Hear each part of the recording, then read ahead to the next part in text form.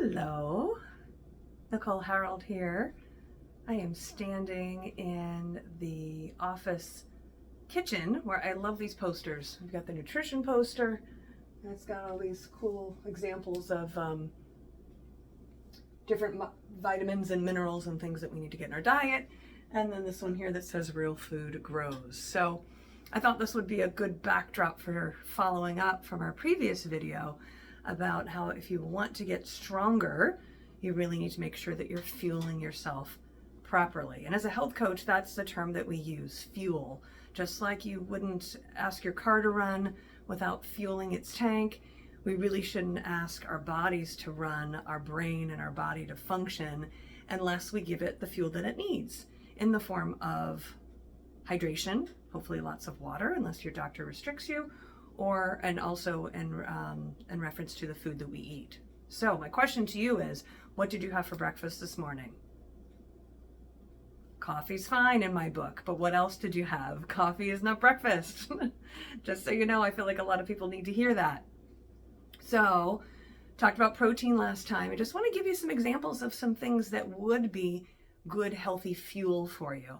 Because I think a lot of us grew up on snacks such as crackers and sweet treats and that kind of stuff, which I'm not always anti, right? Because it's okay.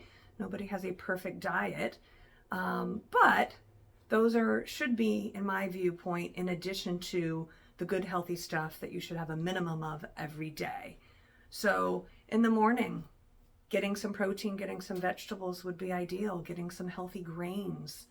I don't want to overwhelm anybody, but there really are different food groups, so to speak, and that old pyramid is kind of out the window for most of us. That's kind of more old school, but if you think about a 9-inch plate and you cut it into quarters, if a quarter of that, as often as possible, is a bit of protein, maybe the size of your fist for one of your main 3 meals, so whether it be eggs for breakfast maybe, or some ground turkey, maybe some turkey slices, some lean meat of some sort. And then the second third would be vegetables. So if you're going to have eggs, maybe have a veggie omelet or a veggie scramble. That's an option. The third quarter can be fruit. Most people like that. It's quick and easy too. You can grab an apple, you can grab a banana, you can have a bit of mixed berries maybe. And then the fourth quarter, your grains. Don't be afraid of grains, okay? I'm not here about weight. I'm here about making sure that you all are getting all the nutrients that you need. Weight is a whole different subject, okay?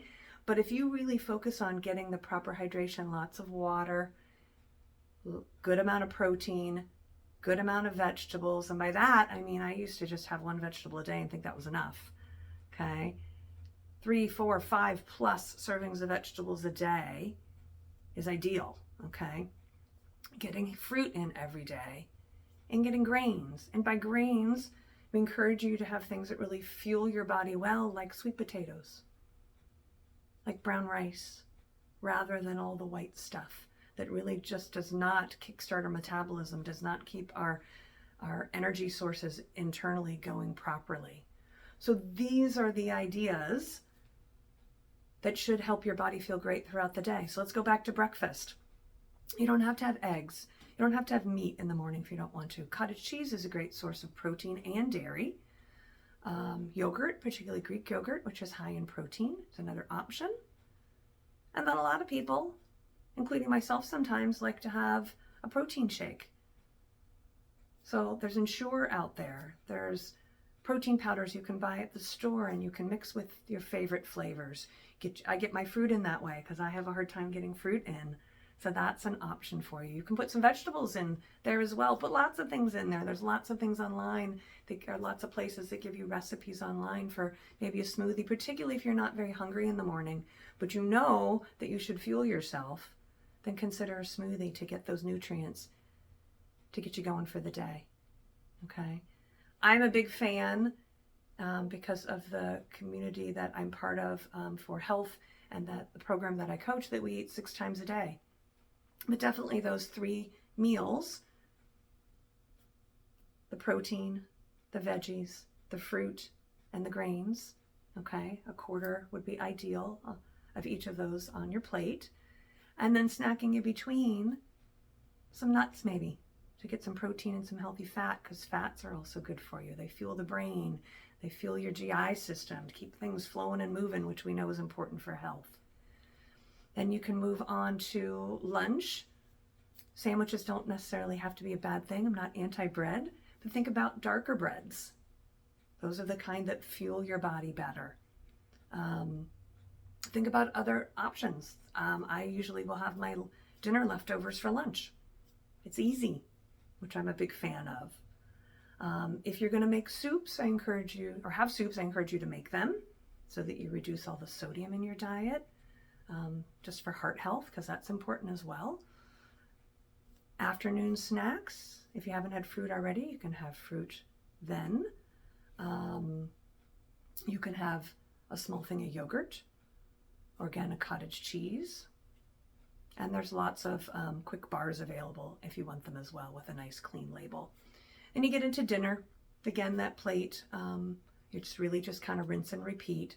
But I really want you to start analyzing what you're putting in your body, and a great way to do that is to food journal. Write down everything that you put in your body, and then really take a good look at it and say, is this really fueling me the way I know I should, the way my doctor wants me to, that's going to help make me feel good. And if there are things on there that are missing, then pick a week and just work on adding that. You don't have to do it all in 1 week. Just pick one thing and work on it. If there's things on that food journal that are not serving you and that really you're indulging in a little too much, then you can spend a week working on reducing or eliminating that from your diet. But honestly, no matter what kind of therapy or exercise you're doing, if you're not feeling your body, you're not going to get the benefit out of it. So that's my suggestion to you. I hope you find this info valuable and you really take a deep dive and look at yourself and see about what things you can change so that you feel better and live the quality of life that you're really wanting to live.